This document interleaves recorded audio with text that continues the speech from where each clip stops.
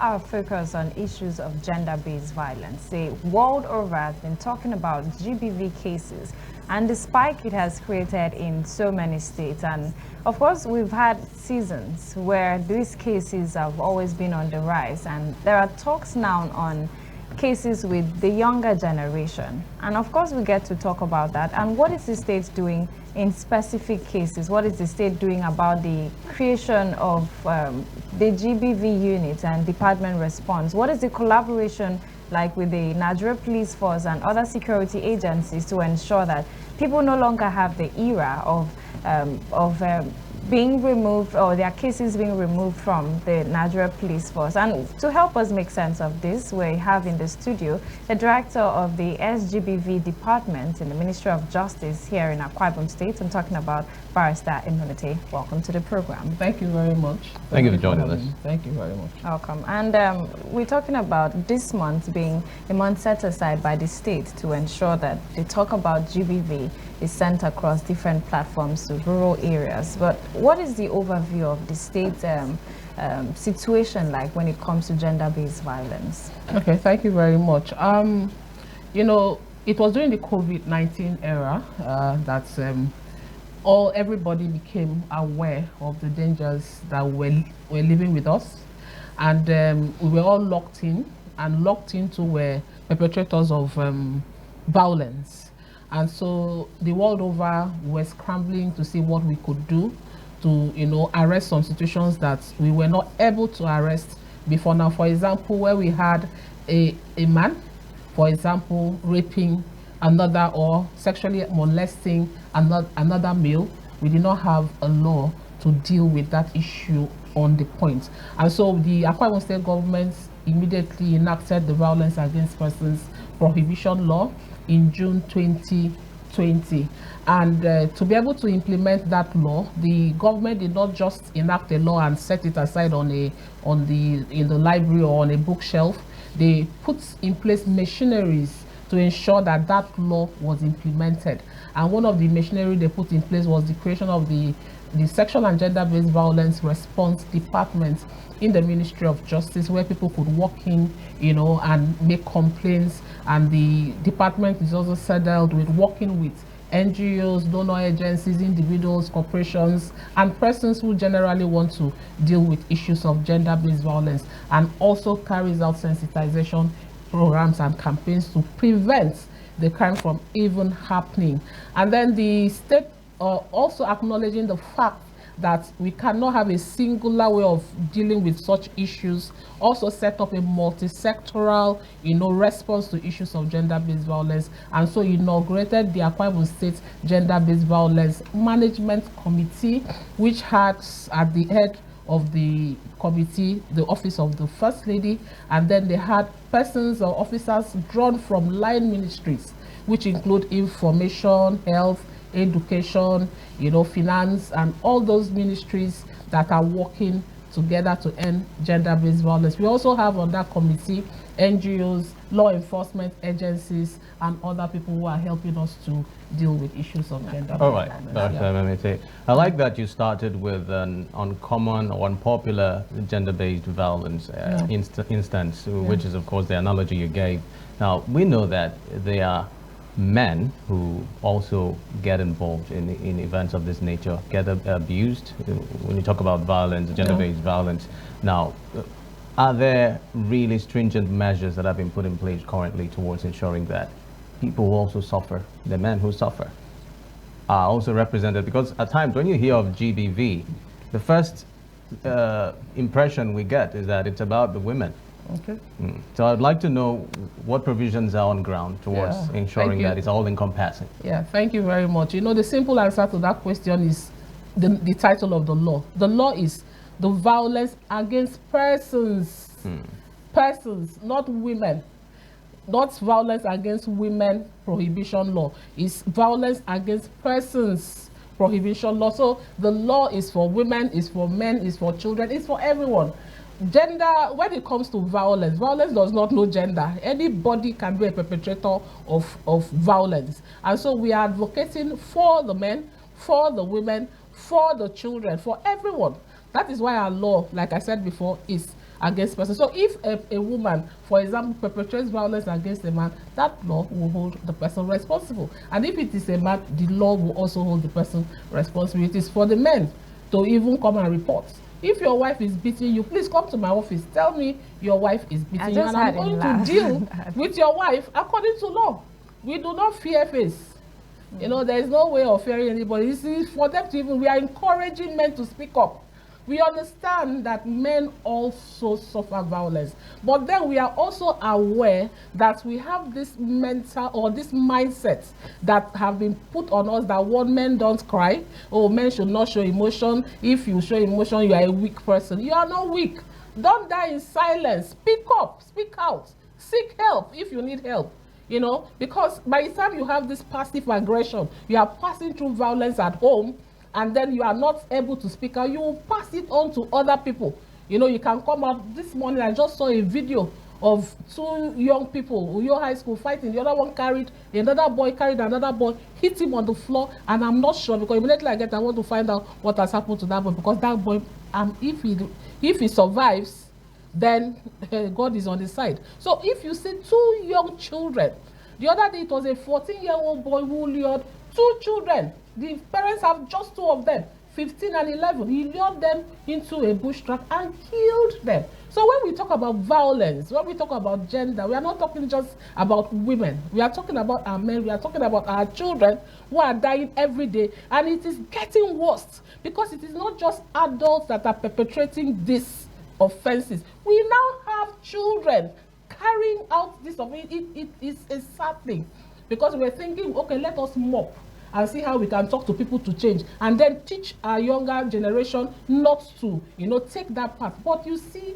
the younger generation, we are even running towards, in fact, perpetrating is a terrible. That's a really pathetic situation, talking about minors. And one of the questions has been, in cases where minors are the ones perpetrating the act, are there policies or laws set out to ensure that these kids, we also protect their childhood? And do we even have to protect minors who are perpetrators? No, the criminal age for criminal liability in Nigeria is 7. Well, once you are 7 years old, you are going in.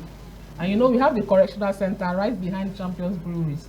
So we have correctional center for children, where we also, apart from punishment, reform them. You know, they have a school. I think they attend school, they have and all that. So the criminal age is 7. When once a child is 7, you are criminally liable in Nigeria. This one might be a bit personal. Yeah. Now, one of the issues, I've been monitoring some of the activities of the state, and one notable name I always get to hear is your name, Barrister Emem. And once that is mentioned, people get scared. I don't know, is there a story behind your interest in advocacy for gender-based violence? Okay. Someone has to do the job. Okay. Someone has to do the job. And apart from that, for me, it is passion. You know, it's something I believe is something I was born to do. It's purpose for me. That's why God equipped me with the red eyes and all that, you know. So for me, it's purpose. And then, you know, when the Lord puts something in your heart, he equips you for it. And he has given me the stomach and the stamina and the zeal to chase, you know. And then he has also given me the grace to be able to reconcile families. I know we have about 1,500 and something cases that we have responded to, and then most of them are intimate partner, you know, violence between husband and wife and all that. And I know most of those cases we don't go to court. And congratulations to us, we have our first conviction in a spousal battery case. That it has never happened. We just have just one, and that was because the woman nearly died from the stab the husband gave to her, and she insisted that she must carry out, you know, go on with the case to the end, and so we have a conviction. But every other one, apart from going to court and all that, we also have alternative dispute resolution mechanisms where we can help parties, you know, come to an amicable settlement. So if, for example, your husband is hitting you or your wife is hitting you and you do not want to go the whole hog, come to us. We will also look for how we can sort the two of you out, either make you continue your marriage or help you separate peacefully, so that what is happening in your home cannot come and affect other people in our society. All right. Well, don't you see a problem there? That percentage of conviction that you just mentioned is pretty much low. Don't you think that in a way, encourages the societal attitude of, the culture of silence towards GBV. Yeah. How can that be addressed? Yeah. Is there any efforts that are being made towards addressing that? When I talk about that, I said spousal battery. Spousal battery is just one of the offenses. We have 26 offenses. As of today, we have 85 convictions for rape. Right? And then I'm not counting the one for assault, the physical injury and all that. I'm talking about the one that is more. For example, the spousal battery and what we call the domestic violence, that is more. But then this is where they have a continuing relationship. These are people who have children together. These are people who might, even after they separate 2 or 3 years, they come back and marry. So they are delicate, and so we have to balance it, But where the violence is such, for example, the one we saw all over social media many years ago and all that, it becomes something that the government shows the society that they have the will to stamp that crime or evil out of our society. And that is why what we call the administration of justice law also gives a space for what we call plea bargaining. We have plea bargaining, we have other dispute resolution mechanisms, not just convictions, but where parties are not agreeing to, using those alternative dispute resolution, then the law takes its course. Okay, but in cases where there are prominent names of prominent people, like one of the recent cases, which was, I think, a traditional ruler raped a 6-year-old or 7-year-old girl, and cases where we have prominent names like that, do we still have does the ministry have the capacity to pursue such cases to ensure that it is brought to book? I don't know, even if you are the governor, well, once you commit rape and the victim has evidence, you are going in for it. Right? So whether the villager, if you ask me now, where is he, has been remanded. And we are not going to just go, of course, he won't come out, unless the court, holds otherwise. But then we know that we are targeting even his certificate. And it is something we've gone to the states, traditional rulers council to tell the members there, the Akwa Ibom, that you talk to your traditional rulers. Because apart from coming after you as a person, we are going to come after your certificates. And that also involves people who settle rape cases in their palaces without reporting. Because there's a village we went to, and the police, they didn't allow the police to go in to arrest. This state government does not, stomach anybody, going against. So whatever position you are, once your case has been reported to us, we go after you. Even the most popular one, we are still in court. Even when the woman said, oh, I don't want the matter to go, but we are still in court because we have concrete evidence to ensure that matter goes to the end. So let it be the court that will decide whether the matter should be let go or not. Now let's talk about the faith-based organizations. Apparently they hold sway and they are very powerful around our region.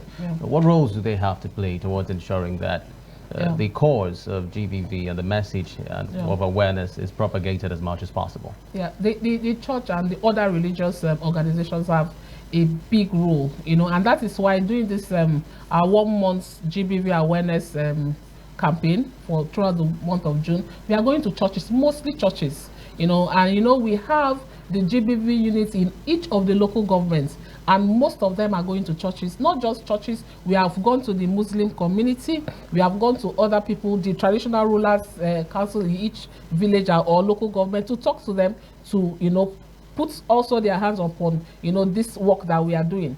Most people will believe they are pastors more than the other people, and in fact we have a lot of perpetrators in these religious organizations. I know that there's a 14-year-old boy who was raped by a pastor.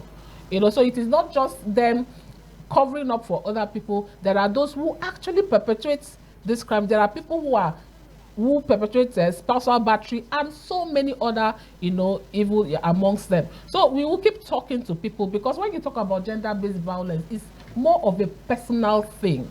Crime is something that somebody takes out time to do, to commit the crime. And gender-based violence are things we normally do not think is the crime. For example, a man, forcefully ejecting the wife from home. Okay, my wife has done something for me, get out of my house. But it is not a crime. Then maybe for a father who has children and then abandons his children without providing them with food. And, you know, normally it's a normal behavior, but now it's a crime. So those are the things we are talking about. People don't even know that these actions that have been taken are criminal actions. But we are going around, we have simplified the VAP law. You know, we've simplified this VAP law into English that everybody can understand. And we have also translated it into Anang, into Oro, into EBBO, and ACAT languages, so that you will not say you did not know. Because the principle of law is that ignorance of the law is no excuse. So we have done everything to make sure that everybody knows what is in this law and then keeps to it. Okay, as much as we'd like to keep up the conversation, but we're out of time. Thank you very much. Thank you very much for having me on the program. Thank you. We appreciate your time. Yeah. And this is it on Niger Delta Today. Thank you for being a part of the show. We're back again tomorrow for another discussion of issues around the Niger Delta region. I'm Jennifer Pius. My name is Xavier Roberts, wishing you a terrific afternoon. Bye.